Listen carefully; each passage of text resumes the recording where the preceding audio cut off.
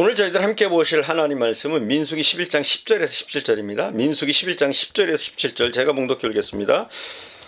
백성의 온 종족이 각기 자기 장막문에서 우는 것을 모세가 들으니라. 이러므로 여호와의 진노가 심히 크고 모세도 기뻐하지 아니하여 모세가 여호와께 여짜오되 어찌하여 주께서 종을 괴롭게 하시나이까? 어찌하여 내게 주의 목전에서 은혜를 입게 아니하시고 이 모든 백성을 내게 맡기사 내가 그 짐을 지게 하시나이까? 이 모든 백성을 내가 배웠나이까? 내가 그들을 낳았나이까? 어찌 주께서 내게 양육하는 아버지가 젖먹는 아이를 품듯 그들을 품에 품고 주께서 그들의 열조에게 맹세하신 땅으로 가라 하시나이까? 이 모든 백성에게 줄 고기를 내가 어디서 얻으리까? 그들이 나를 향하여 울며 이르되 우리에게 고기를 주어 먹게 하라 하온즉 책임이 심히 중하여 나 혼자는 이 모든 백성을 감당할 수가 없나이다. 주께서 내게 이같이 행하실진대 구하옵나니 내게 은혜를 베푸사 즉시 나를 죽여 내가 고난당함을 내가 보지 않게 하옵소서. 여호와께서 모세에게 이르시되 이스라엘 노인 중에 내가 알기로 백성의 장로와 지도자가 될 만한 자 70명을 모아 내게 데리고 와 회막에 이르러 거기서 나와 함께 서게 하라. 내가 강림하여 거기서 너와 말하고 내게 임한 영을 그들에게도 임하게 하리니 그들이 너와 함께 백성의 짐을 담당하고 너 혼자 담당하지 아니하리라. 많은 사람들이 이끌어 나가는 지도자의 자리는 영광스럽게만 한 자리가 아닙니다. 지도자에게는 남들이 알지 못하는 고뇌와 고통들이 있습니다. 특히 지도자를 옆에서 힘껏 도와줄 만한 조력자가 없을 때 지도자는 한없이 외로움을 느낍니다. 오늘 본문을 살펴보면 구약시대 이스라엘 민족의 지도자였던 모세의 고뇌와 고통이 잘 묘사되어 있습니다. 우리가 잘 아는 것처럼 모세는 참 훌륭한 지도자였습니다. 그는 40세까지 애굽의 왕궁에서 모든 학문을 익힌 사람이었습니다. 거기다가 그 후 40년 동안 미디안 광야에서 양치는 목동생활을 하면서 하나님의 손길 아래 단련을 받아 겸손하게 된 사람이었습니다. 그의 인격은 80년 동안의 인생 수업과 신앙의 연단을 통해서 성숙해져 있었습니다. 그래서 민수기 12장 3절에 보면 이 사람 모세는 온유함이 지면의 모든 사람보다 더하더라 기록되어 있습니다. 그러나 이처럼 훌륭한 지도자인 모세도 때로는 지도자로서의 한계를 느낄 때가 있었습니다.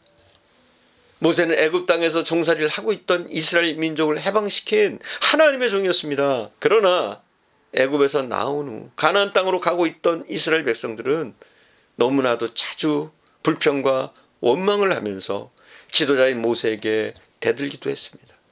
그들은 조금만 어려운 일이 있어도 차라리 애굽에서 살았더라면 더 나았을 것을 왜 애굽에서 우리를 이끌어냈냐고 하나님을 원망하고 모세를 비난했습니다. 그럴 때마다 모세는 하나님만 바라보면서 하나님께 기도함으로써 그런 위기들을 잘 참아 넘겼습니다.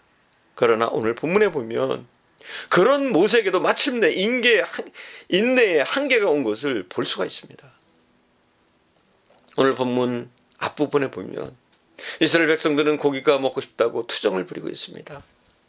하나님께서는 아침마다 그들에게 만나를 내려주심으로 세상의 그 어느 민족도 먹어보지 못한 완전한 음식으로 그들을 먹여주셨지만 그들은 애굽에서 종살이하면서 살던 때를 그리워하면서 만나만 먹으니 정력이 쇠약해졌다고 어린아이들과 같이 투정하면서 울었습니다.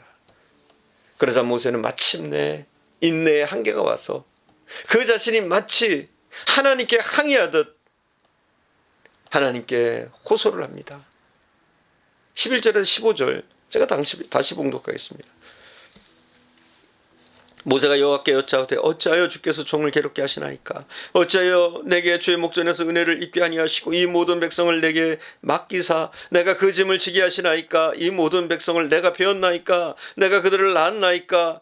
어찌 주께서 내게 양육하는 아버지가 젖먹는 아이를 품듯 그들을 품에 품고 주께서 그들의 열적에 맹세하신 땅으로 가라 하시나이까. 이 모든 백성에게 줄 고기를 내가 어디서 얻으리까. 그들이 나를 향하여 울며 이르되 우리에게 고기를 줘 먹게 하라 하온즉 책임이 심히 중하여 나 혼자는 이 모든 백성을 감당할 수 없나이다. 주께서 내게 이같이 행하실진대 구하옵나니 내게 은혜를 베푸사 즉시 나를 죽여 내가 고난당함을 내가 보지 않게 하옵소서.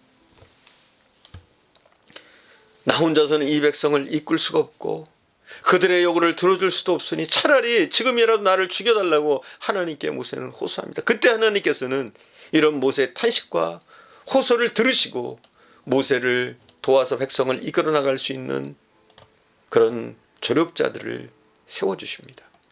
16절에서 17절입니다. 여호와께서 모세에게 이르시되 이스라엘 노인 중에 내가 알기로 백성의 장로와 지도자가 될 만한 자 70명을 모아 내게 데리고 와 회막에 이르러 거기서 나와 함께 서게 하라. 내가 강림하여 거기서 너와 말하고 내게 임한 영을 그들에게도 임하게 하리니 그들이 너와 함께 백성의 짐을 담당하고 너 혼자 담당하지 아니하리라. 자, 하나님은 그에게 솔루션을 주십니다. 그것은 이스라엘 백성 가운데서 70인의 장로들이 하나님의 능력을 받아서 모세를 돕도록 하는 것이었습니다. 그래서 모세는 하나님의 명령대로 장로들을 회막에 모이게 하고 하나님께서 그들에게 모세에게 임했던 하나님의 신, 즉 성령의 능력을 부어주시는 역사가 일어납니다. 22절과 25절도 제가 한번 봉독하겠습니다. 모세가 나가서 여호와의 말씀을 백성에게 알리고 백성의 장로 70인을 모아 장막에 둘러 세우매 여호와께서 구름 가운데서 강림하사 모세에게 말씀하시고 그에게 임한 영을 70장로에게 임하게 하시니 영이 임하신 때에 그들이 예언을 하다가 다시는 하지 아니하였더라.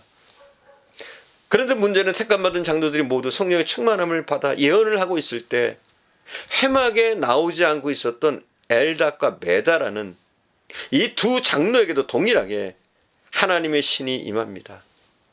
그들도 회막에 모여있던 장로들과 마찬가지로 예언을 하게 됩니다. 그러자 이 사실을 보고받은 여호수아는 모세에게 그들이 예언하지 못하도록 금지하라고 간청합니다. 그러자 거기서 모세가 하는 말이 무엇이냐면 나는 그 두 사람뿐만 아니라 하나님께서 그 신을 모든 백성에게 주사 다 선지자가 되기를 원하노라. 그렇게 모세는 말합니다. 엘닷과 메닷이라 하는 두 장로는 아마도 모세에게 반감을 갖고 회막으로 나오지 않았던 것 같습니다. 그러나 그들에게도 성령이 임하시자 모세는 그것을 금지한 것이 아니라 나머지 모든 백성들도 다 하나님의 신, 즉 성령의 기름 부음을 받아서 모두가 다 선지자 되기를 원했던 것입니다. 이것이 바로 모세의 위대함인 동시에 이처럼 모든 백성이 다 하나님의 성령의 능력을 받아 하나님의 종이 되고 하나님의 선지자가 되기를 바란다고 하는 것이야말로 지도자인 모세의 간절한 소원이었습니다. 이런 모세의 소원은 모세의 생전에 이루어지지 않았습니다. 그리고 모세가 죽은 후 1400년 동안 구약시대의 기간 동안에도 이 모세의 소원은 성취되지 않았습니다. 그러나 구약 선지자 중에 요엘이라는 분이 있어요. 이런 모세의 소원이 이루어지는 날이 올 것이라고 요엘은 예언합니다. 그는 이렇게 예언하죠. 요엘서 2장 28절 29절에서 그 후에 내가 내 신을 만민에게 부어주리니 너희 자녀들이 장래일을 말할 것이요 너희 늙은이들은 꿈을 꾸며 너희 젊은이들은 이상을 볼 것이며 그때 내가 또 내 신으로 남종과 여종에게 부어줄 것이라. 즉 때가 되면 소수의 하나님의 종들뿐만 아니라 모든 하나님의 백성들이 다 성령의 능력을 받아서 하나님의 일을 선포하며 하나님에 대해서 증거하는 그런 시대가 올 것이라고 하는 하나님의 약속을 예언했던 겁니다. 그리고 이런 요엘의 예언, 이 선지자의 예언이 이루어진 것이 바로 오순절 성령 강림의 사건이었습니다. 예수님이 승천하신 후 다락방에 모여 일심으로 기도하던 120명의 문도들에게 하늘로부터 성령이 임했습니다. 그리고 그날로 그들은 성령의 권능을 받아서 하나님의 큰 일을 증거하고 선포했습니다. 그때부터 이 땅에는 하나님의 나라가 힘있게 확장되기 시작했던 겁니다. 사랑하는 여러분, 우리는 이처럼 모세가 가졌던 간절한 소망이 이루어진 시대를 살아가고 있는 그런 축복의 사람들이란 사실을 기억하시기 바랍니다. 오늘 우리가 살고 있는 이 시대는 어떤 특정한 사람에게만 하나님의 능력이 임하고 성령이 임하는 그런 시대가 아닙니다.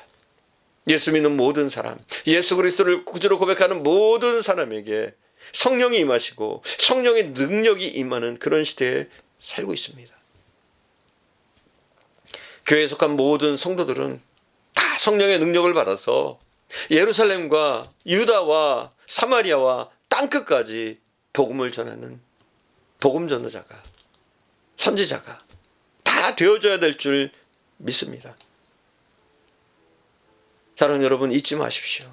우리가 얼마나 축복의 시대에 살고 있는지. 그렇게 모세가 바라고 소원하던, 요엘이 예언하던 성령의 역사하심이 모든 사람에게 내리는 그런 시대를 우리는 살고 있다는 사실을 기억하시고 더욱더 감사하실 수 있기를 바랍니다.